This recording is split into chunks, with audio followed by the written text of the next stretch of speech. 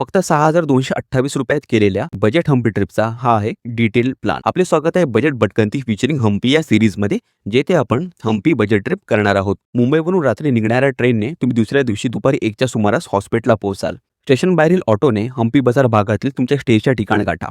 विरूपाक्ष मंदिराजवळील या हम्पी बाजार भागात स्टे ऑप्शन बेसिक आहे, पण पब्लिक ट्रान्सपोर्टेशनने फिरण्याचा प्लॅन असेल तर येथून हम्पीतील सर्व ठिकाणासाठी चांगली कनेक्टिव्हिटी मिळेल.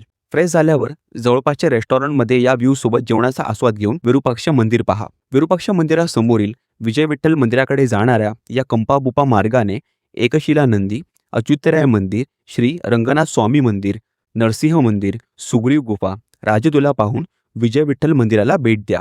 येथे तुम्हाला ₹50 नोटेवरील दगडी रथ व म्युझिकल पिलर्स पाहता येतील. दुसऱ्या दिवशी हिप्पी आयलंड साईटसीइंग करा, ज्यात हनुमंतांचे जन्मस्थान मानले जाणारे अंजनाद्री टेकडी, पंपा सरोवर, शबरी गुफा, वाली किल्ला, अनेगुडी गावातील श्री रंगनाथ स्वामी मंदिर, गगन महल, चिंतामणी मठ हे ठिकाणी फिरा. रिक्षाने या साईटसीइंगचे 1800 होतील.